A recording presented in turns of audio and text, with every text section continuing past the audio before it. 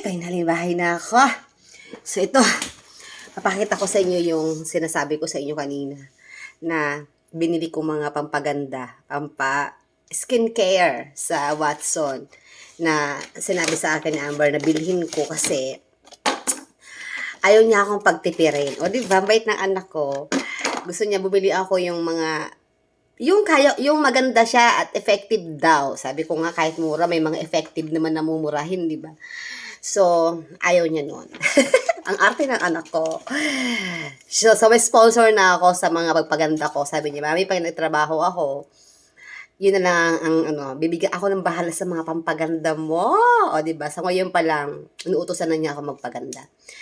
So, alam niyo itong mga to, hindi ko alam kung bakit kinikip ko pa to. Dapat pwede ko na siyang itapon. Pero parang sabi ko, parang ayaw mo na itapon kasi baka bigla akong sipagin mag-vlog. Gusto kong i-vlog itong mga pampaganda ko. Kasi nga, baka may result. Gumanda ako. Syempre may before and after. At kailangan i-share ko sa inyo kung ano yung mga ginamit ko. Kaya pala hindi ko siya matapon-tapon. Hindi ko siya matapon-tapon. Itatapon ko na nga sana. Kinuha ko ulit. Kasi nga, sabi ko para magbablog ako. Ito na nga, magbablog pala talaga ako. So, ito na, pakita ko sa inyo yung mga pampabeauty ko, ha. Para makita nyo kung talagang may result. Ang laki ng tiyan ko. Ang taba ko na, oy. So, ito na, pakita ko sa inyo. Ito, itataktak muna natin kasi andito yung mga box. Mga box na to, ay, basura pala to, yan. Sabi ko sa inyo, itatapon ko talaga dapat yan, eh. Ito yung una ko nabili. Itong sunscreen. Ayan, sa Watson ko lang din naman to binili. Ito. Ang halaga niya ay, magkano ba to? 990. Ano bang tatak nito? UV Defense. Ito ang ano niya. SPF 50 plus, whitening, anti-wrinkles pa siya. Anti-wrinkle, whitening siya. So, ito siya, oh. Ito siya. Ayan, konti na nga lang, oh. Kasi gamit na gamit ko. Tinitipid ko nga kasi mahal. Ayan, oh. So, maganda naman siya. So, kahit hindi ka mag-foundation, pwede na siya. Ito nga gamit ko ngayon, bago ako lumabas. Tinamad ako mag-foundation. Ito, ang una kong binili, napapaganda. At, syempre, itong facial foam. Ito, facial foam. May mga number yan, oh, 01. So, ibig sabihin, pang number 1 mong gagamitin. Ang ano niya, pangalan niya, brand niya ay Deo Pros, ano ba yung pagbasa dyan, di ko alam. Basta nakita lang na to namin nakita lang to namin na-sales to kami ni Ma'am Tess. Kasama ko si Ma'am Tess nang bumili nito. Ang halaga niya ay 690. Ayan, 690 siya. Ayan, 690. Maganda naman ang result, maganda naman ang effect sa akin pag ginagamit ko siya sa paghihilamos ko. Nasa CR lang yung laman. Madami naman siyang laman. Ayan, matipid siyang gamitin.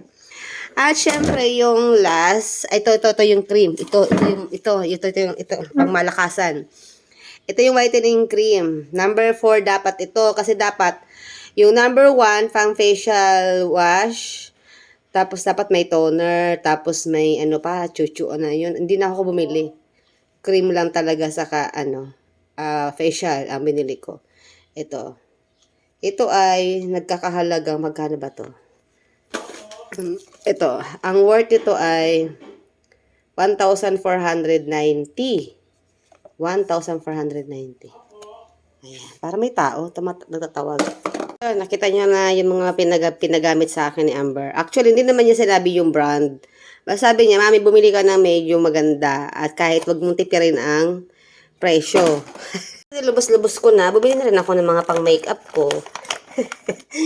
Ito, ay, nabasag. Kasi ito, bumili na rin ako nito. Maganda rin daw to. Actually, maganda yung price. Ayan, 700 plus din kasi ang price. Kaya, maganda.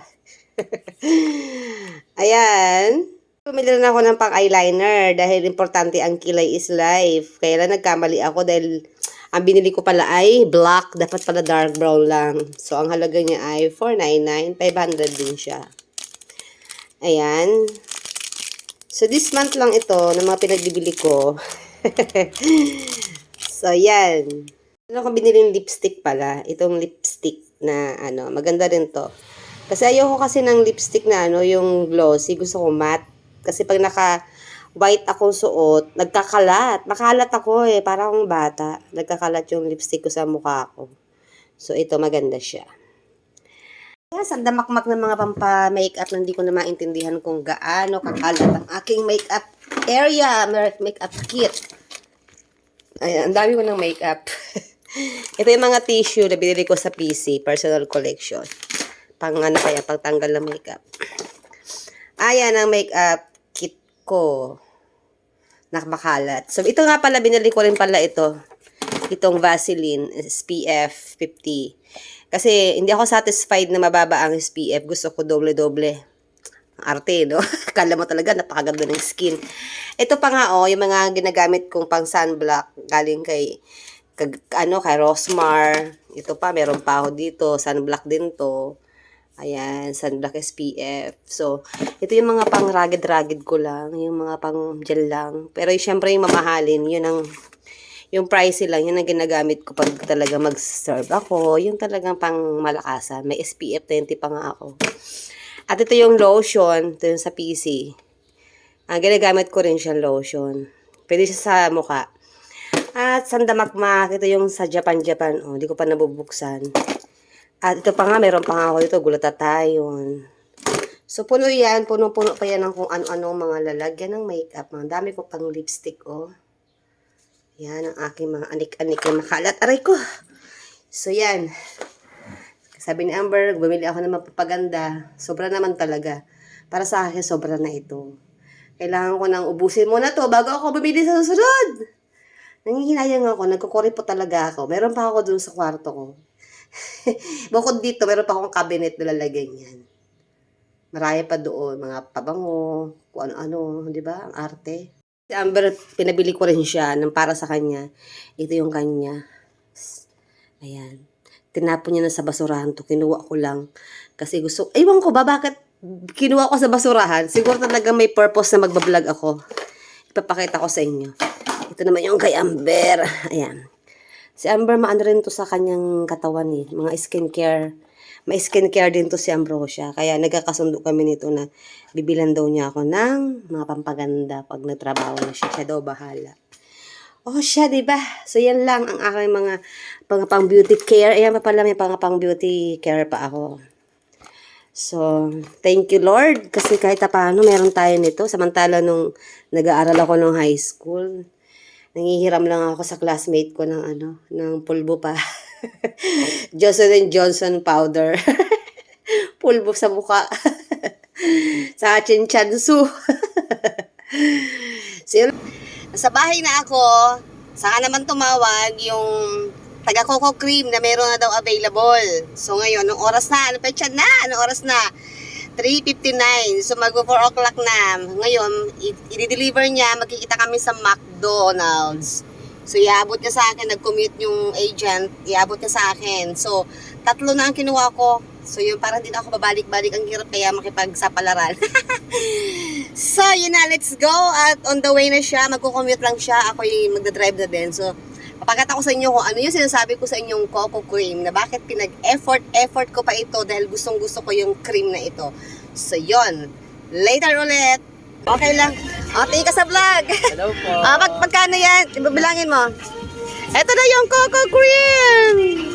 Na talagang pinag-effortan namin to. Ayan, 350 po.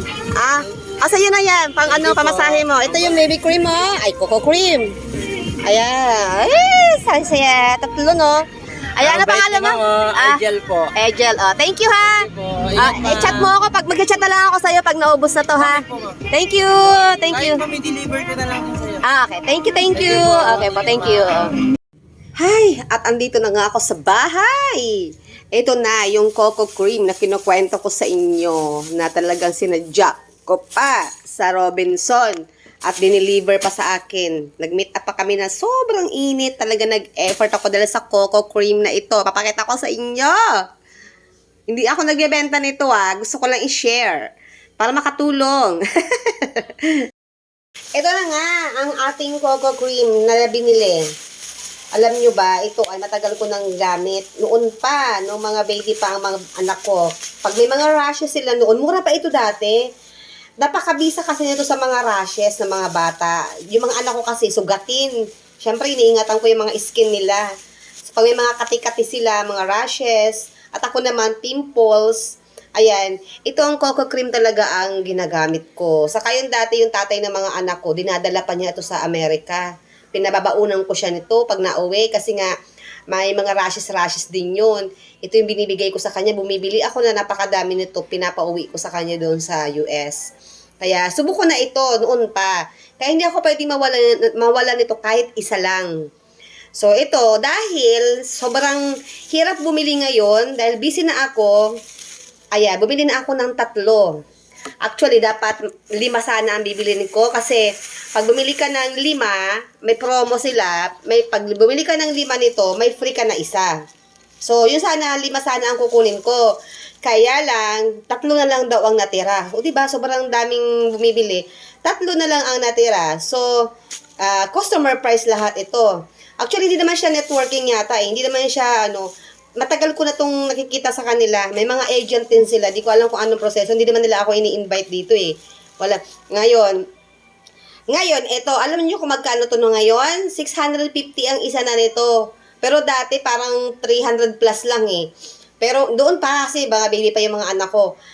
650 na ang isa. Ayan.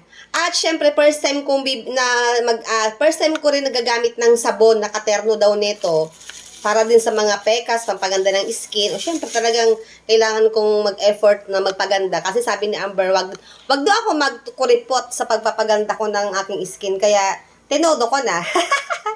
Maganda rin kasi ito sa mga pekas. Naglalighten dito yung mga pekas ko. Yung mga pinagtubuan ng pimples, yung mga dark spot, nakakaputi siya. Saka napakabilis na mawala ang pimples mo kung meron kang pimples at yung mga kati-kati. Very effective to. Subukan na to. So, pakita ko sa inyo yung sabon na nag-additional ulit ako ng sabon. Ito yung sabon. Bumili ulit ako ng additional na sabon. Kanina, yung unang nakita yung video, isa lang yung nabili ko doon sa mall. Pero nagpa-deliver na rin ako ng isa pa. Baka maubusan din ako eh. O yan, di ba nag-hoard na tayo ng mga pampaganda. So, first time ko ito susubukan at sana after nito ay mawala na ang mga pekas ko kasabay nung mga binili ko mga sa Watson na pampaganda. Sana bumalik alindog na ang inyong lola. Lola Michelda. So, bye! Thanks for watching! Ang arag ko, hindi ako pwede magpakita. Ang pangit ko talaga sobra.